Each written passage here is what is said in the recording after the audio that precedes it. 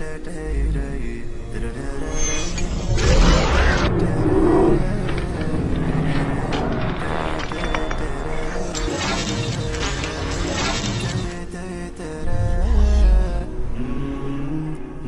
young orphan boy, and he had a meadow that was left to him, and he wanted to build a wall around his meadow. And so he comes upon an area where there's a palm tree that belongs to his neighbor. So in order to build around that palm tree, his wall would not become straight, and therefore it would become weak. So he asked his neighbor to give the palm tree to him so he can include it in his territory and build a wall around it. So his neighbor refused. So he tells him, you have many other palm trees, and this one won't hurt you, so just give it to me so my wall can be straight. And the man refused. And so the young boy, he goes and he complains to the Prophet ﷺ. And Nabi ﷺ brings the man and the boy together. And he tells him, give the palm tree to your brother. And so the man refused. And perhaps that the man was angered that this young boy would complain to the Prophet ﷺ because of this palm tree, so he was angered enough to refuse to give it. It's my house, my tree, and I'm just a kid. He's taking this case to Rasulullah. So when the man said, La ya Rasulullah, I'm not giving it to him, tears came from the eyes of that yatim. SubhanAllah, there's no father to speak for him. His father died. Rasulullah cannot use his authority over this man because this is haqq. Give the palm tree to your brother, وَلَكَ الْجَنَّةِ, and you will have al-Jannah, you will have paradise. He said, I don't want it. He was so mad, he said, I don't want it. And he got up. And so the Prophet ﷺ remained quiet. Because how else can you entice someone when they refuse paradise? What else can you say greater than that? So from the people that were at that gathering was the great companion Abu Dahdah radiallahu anhu. He came close to Rasulullah and said, Ya Rasulullah, if I purchase that tree back, can I get the same offer? Rasulullah sallallahu alayhi wa sallam gave him the approval, yes. He had a meadow that belonged to him in Medina that everybody knew. And it had 500 palm trees and a well and a house built in it. This was the meadow and the only possession of Abu Dahdah radiallahu anhu. But when he saw the equation in front of him and he saw that the end result was al-Jannah, so he says to the man who owns the palm tree, he says, do you know about my meadow? And the man's answer, he says, is there anyone in Medina who doesn't know your meadow? Meaning it was that popular and it was that great. He tells him, will you exchange this one palm tree of yours for my entire meadow? It is yours for that tree. Abu Bakr was like, you don't mind? You know, are you intoxicated? What's wrong with you? He asked the people, be a witness. And the man accepted in front of the Prophet ﷺ. And immediately Abu Dahdah tells the young boy that he can keep the palm tree. Then he turns immediately to the Prophet ﷺ and he says, O Prophet of Allah, is there a palm tree in paradise for me right now in Al-Jannah? Is there a palm tree for me right now? It's so close for him. And Nabi sallallahu alayhi wa sallam said, كم من عذق رداح في الجنة لأبي الدحداح كم من عذق رداح في الجنة لأبي الدحداح.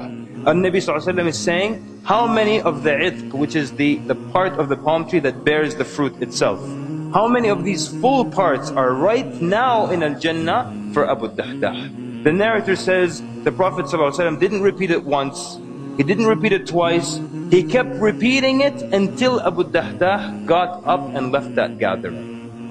And then he goes where his wife and his children are, and he calls her. قال يا أم الدحداح. Outside, he did not even go in. He says, يا أم الدحداح. And she says, لبيك. He says, come out of the meadow. She says, come out of the meadow. Why is that? He says, I have sold it for a palm tree in paradise. And no doubt, brothers and sisters, if you have a palm tree in paradise, then no doubt you will be in paradise as well. So when he tells her that, what does she say? Does she complain about where they're going to live? Does she complain about the provision or the money that they have lost? Does she even ask for the details of which palm tree and how did you exchange 500 for one? she says, Allahu Akbar, Rabih al-bay'u ya Abu Dahdah. She said, Allahu Akbar, what a prosperous sale, ya Abu Dahdah. And then she began to take the children out of the meadow. And she began to search their pockets, and she would take out all the dates that they had in their pockets, and she would say, this is not for us, this is for Allah subhanahu wa ta'ala. So brothers and sisters, this is how the righteous before us felt that paradise was close. This is how they sacrificed anything in order to do something for the sake of Allah. But Abu Dahdah radiallahu anhu was not satisfied with the thing that he gave.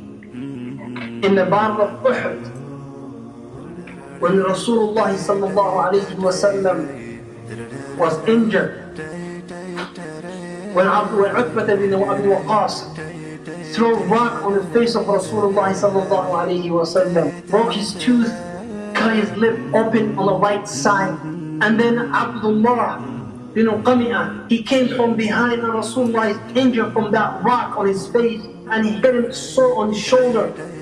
And then Abdullah bin Shihab al-Zuhri, he hit the head of Rasulullah and his head was open and the blood was gushing from the head of Rasulullah sallallahu alayhi wa sallam.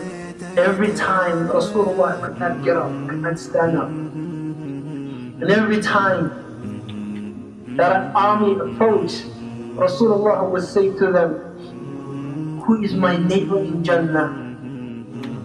And stop his speech. Until all of them were killed.